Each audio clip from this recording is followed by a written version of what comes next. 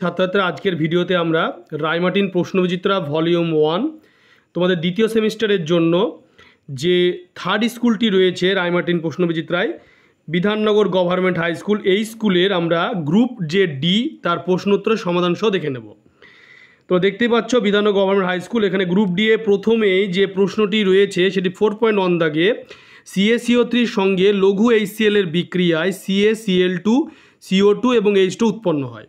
50 গ্রাম CaCO3 থেকে 55.5 গ্রাম CaCl2, 22 গ্রাম CO2 এবং 9 গ্রাম H2 উৎপন্ন করতে কত গ্রাম HCl প্রয়োজন হবে? বি, প্রয়োজনীয় HCl এর মোল সংখ্যা কত? এই অঙ্কটি কিভাবে করতে হবে তোমরা দেখে নাও। এই অঙ্কটি তোমাদেরকে করতে হবে এইভাবে, সেটা হলো সমীকরণটা হচ্ছে CaCO3 প্লাস 2HCl, সেখান থেকে CaCl2 plus CO2 plus H2 তৈরি হচ্ছে। এবার ব্যাপারটা হচ্ছে যে এখানে সমীকরণটি তৈরি হয়ে গেল। সমীকরণটি তৈরি হওয়ার পরেই তোমরা দেখতে পাচ্ছ CaCO3 50 গ্রাম দেওয়া আছে এবং CaCl2 55.5 গ্রাম, CO2 22 গ্রাম আর H2 দেওয়া আছে 9 গ্রাম। এবার মোট উৎপন্ন যে ভর, এই মোট উৎপন্ন ভর কত? 55.5, 22 এবং 9 তিন থেকে যোগ করলে 86.5 গ্রাম। সেখান থেকে আমরা যদি 50 গ্রাম যে CaCO3 বাদ দিই তাহলে থাকলো 36.5 গ্রাম। এটা একটা অ্যান্সার হয়ে গেল, 36.5 গ্রাম HCl এর ভর। এরপরে HCl এর যে মোল সংখ্যা অর্থাৎ মোলার যে ভর সেটা 36.5 গ্রাম পার মোল, সেখানে 36.5 বাই 36.5 অর্থাৎ 1 মোল, অর্থাৎ দুটি উত্তর হয়ে গেল, একটা 36.5 গ্রাম, একটি হলো 1 মোল।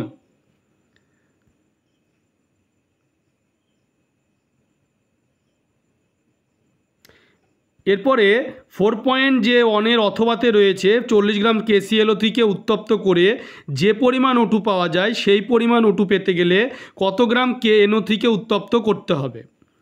এই প্রশ্নের উত্তরটি তোমরা দেখে নাও। এটা হচ্ছে এইভাবে তোমাদের করতে হবে অঙ্কটি। KClO3কে যদি উত্তপ্ত করো তাহলে ধরে হচ্ছে 2KCl প্লাস 3O2। এবার 245 গ্রাম KClO3 থেকে আমরা 96 গ্রাম অক্সিজেন এবং 40 গ্রাম KClO3 থেকে আমরা কত পাবো সেটা আমাদের বের করতে হবে। 40 গ্রাম KClO3 থেকে কত পাবো সেটা বের করার জন্য আমরা অক্সিজেন কতটা পাবো, 96 বাই তাহলে কত 245 গুণ 40 করলে 15.67 গ্রাম অক্সিজেন আমরা পাবো। এবার KNO3কে যদি উত্তপ্ত করি তাহলে আমরা কী পাচ্ছি 2KNO2 প্লাস O2, সেখান থেকে 202 গ্রাম KNO3 থেকে আমরা 32 গ্রাম অক্সিজেন পাই। তাহলে 15.67 গ্রাম যে অক্সিজেন পেতে আমাদের কতটা KNO3 লাগবে? 202 বাই 32 ইন্টু 15.67 যদি করি তাহলে উত্তর আসছে 98.9 গ্রাম KNO3। দেখতে পাচ্ছ তোমরা?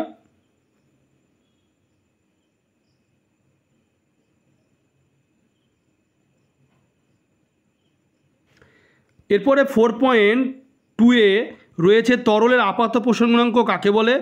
বি, তরলের প্রকৃত পোষণ গুণাঙ্ক ও আপাত পোষণ গুণাঙ্কের মধ্যে সম্পর্ক। সি, গ্যাসের আয়তন পোষণ গুণাঙ্কের মান কত? 4.2 দাগে যেটি রয়েছে সেটি হলো যে আপাত প্রসারণ গুণাঙ্ক, প্রতি ডিগ্রি উষ্ণতা বৃদ্ধির জন্য কোনো তরলের একক আয়তনের যে আপাত প্রসারণ হয় তাকে ওই তরলের আপাত প্রসারণ গুণাঙ্ক বলে। একে গামা এ দ্বারা প্রকাশ করা হয়। SI/CH পদে সেটার একক লেখা রয়েছে। এটা হলো এ দাগের উত্তর, আপাত প্রসারণ গুণাঙ্ক। বি দাগে যে সম্পর্কটি দেওয়া রয়েছে তরলের আপাত প্রকৃত প্রসারণের মধ্যে সম্পর্ক হচ্ছে তরলের প্রকৃত প্রসারণ সমান তরলের আপাত প্রসারণ প্লাস পাত্রের প্রসারণ। এবং সি দাগে যেটি রয়েছে সকল গ্যাসের আয়তন প্রসারণ গুণাঙ্কের মান 1/273 পার ডিগ্রি সেলসিয়াস।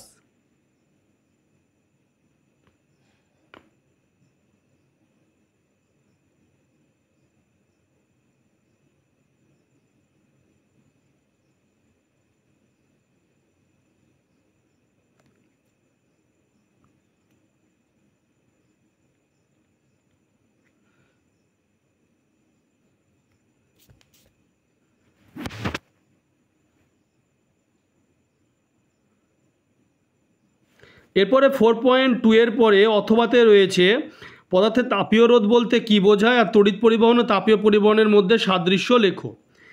এখানে প্রশ্নের উত্তরটি তোমরা দেখে নাও যে তাপীয় রোধ কাকে বলে? যে ধর্মের জন্য কোনো পরিবাহী তার মধ্যে দিয়ে পরিবাহিত তাপের প্রবাহকে বাধা দেয় সেই ধর্মকে তাপীয় রোধ বলে। আর তাপ পরিবহন তড়িৎ পরিবহনের মধ্যে সাদৃশ্যটা হচ্ছে তাপ পরিবহন যেমন পরিবাহী দুই প্রান্তের উষ্ণতার পার্থক্যের সমানুপাতিক, সেইরূপ তড়িৎ পরিবহন পরিবাহী দুই প্রান্তের বিভব প্রভেদের সমানুপাতিক। আর 2 তাপ পরিবহন ও তড়িৎ পরিবহন উভয়ই পরিবাহীর প্রস্থচ্ছেদের ক্ষেত্রফলের সমানুপাতিক। 3 তাপ ও তড়িৎ পরিবহন উভয়ই পরিবাহীর দৈর্ঘ্যের ব্যস্তানুপাতিক।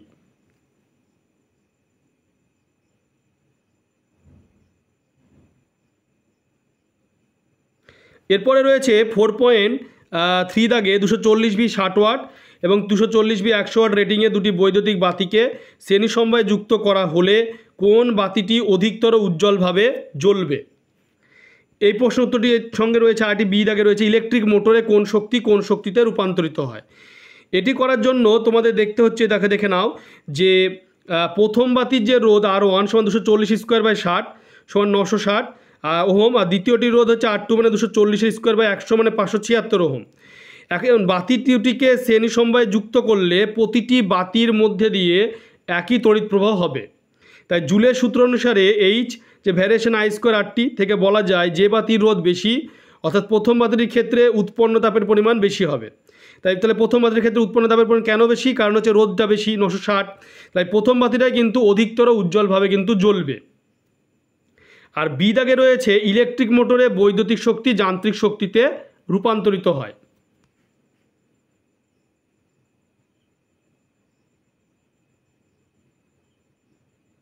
এরপরে 4.3 পরে 4.4 দাগে রয়েছে যে তড়িৎ প্রবাহে তাপীয় ফল সংক্রান্ত জুলের সূত্র, আর বি দাগে রয়েছে ফ্লেমিংয়ের বামহস্ত নিয়ম। তড়িৎ প্রবাহে তাপীয় ফল সংক্রান্ত জুলের সূত্র এবং ফ্লেমিংয়ের বামহস্ত নিয়ম সেটি দেখতে পাচ্ছ। তাপীয় ফল সংক্রান্ত জুলের সূত্র 3টি। এক হচ্ছে পরিবাহী রোধ তড়িৎ প্রবাহের সময় অপরিবর্তিত থাকলে পরিবাহীতে উৎপন্ন তাপ তড়িৎ প্রবাহ মাত্রার বর্গের সমানুপাতিক হয়, এটা একটা। 2 হচ্ছে তড়িৎ প্রবাহ মাত্রা প্রবাহের সময় অপরিবর্তিত থাকলে পরিবাহীতে উৎপন্ন তাপ পরিবাহীর রোধের সমানুপাতিক হয়। 3 হচ্ছে পরিবাহীর রোধ এবং তড়িৎ প্রবাহ মাত্রা অপরিবর্তিত থাকলে পরিবাহীতে উৎপন্ন তাপ প্রবাহের সময় অর্থাৎ তড়িৎ প্রবাহ যে সময় ধরে চলে তার সমানুপাতিক হয়। এরপরে রয়েছে তড়িৎ প্রবাহের ওপর চুম্বক ক্রিয়া মানে ফ্লেমিংয়ের বামহস্ত নিয়ম। বামহস্ত নিয়মটা হচ্ছে বাম হাতের যে বৃদ্ধাঙ্গুলি তর্জনী মধ্যমাকে পরস্পরের সঙ্গে সমকোণে রেখে প্রসারিত করলে যদি তর্জনী চৌম্বক ক্ষেত্রের অভিমুখ এবং মধ্যমা তড়িৎ প্রবাহের অভিমুখ নির্দেশ করে তবে বৃদ্ধাঙ্গুলি তারের গতির অভিমুখ অর্থাৎ তারের ওপর ক্রিয়ারত বলের অভিমুখ নির্দেশ করবে।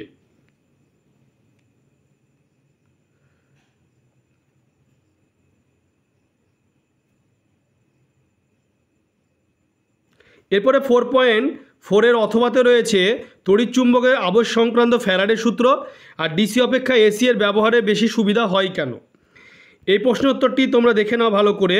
সেটি হচ্ছে তড়িৎ চুম্বকের আবেশ সংক্রান্ত ফ্যারাডের সূত্র হচ্ছে প্রথম যে সূত্র, কোনো কুণ্ডলীর মধ্যে দিয়ে অতিক্রান্ত চৌম্বক প্রবাহের পরিবর্তন ঘটলে কুণ্ডলীতে একটি তড়িৎচালক বল আবিষ্ট হয় এবং যতক্ষণ চৌম্বক প্রবাহের পরিবর্তন ঘটে ততক্ষণে আবিষ্ট তড়িৎচালক বল স্থায়ী হয়। আর দ্বিতীয় সূত্র হচ্ছে কোনো কুণ্ডলীতে আবিষ্ট তড়িৎচালক বলের মান কুণ্ডলীর মধ্যে দিয়ে অতিক্রান্ত চৌম্বক প্রবাহের পরিবর্তনের হারের সমানুপাতিক।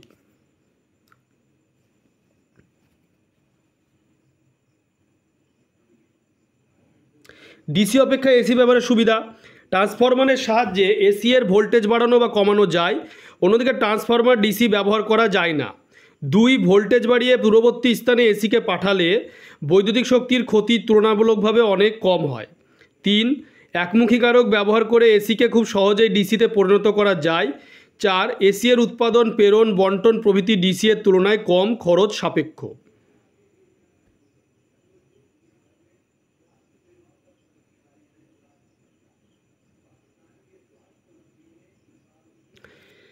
এরপরে 4.5 দাগে রয়েছে, এতে দেখতে পাচ্ছ ধাতুর তড়িৎ বিশোধনের মূল নীতি লেখো।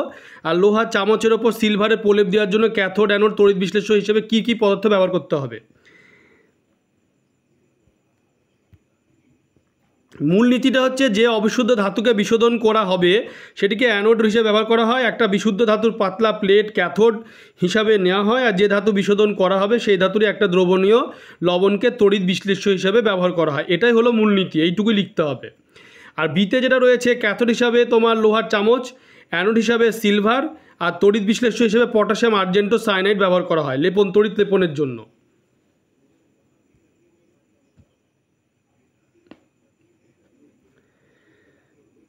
এরপরে রয়েছে 4.6 দাগে স্পর্শ পদ্ধতি SO2 থেকে SO3 প্রস্তুতির শর্তসহ বিক্রিয়ার সমীকরণ দাও, আর উৎপন্ন SO3 থেকে কীভাবে সালফিউরিক অ্যাসিড তৈরি হয়। তোমরা দেখতেই পাচ্ছ নীতিটা লেখায় রয়েছে স্পর্শ পদ্ধতিতে 1 2 3 করে 3 4 করে লেখায় রয়েছে কিভাবে হয়। তোমরা ভিডিওটি বেশি করে শেয়ার করবে, চ্যানেলটিকে অবশ্যই সাবস্ক্রাইব করবে এবং সাবস্ক্রাইব পাশে থাকা বেল আইকনটি তোমরা প্রেস করবে যাতে পরবর্তী ভিডিওর নোটিফিকেশান তোমাদের কাছে পৌঁছে যায়।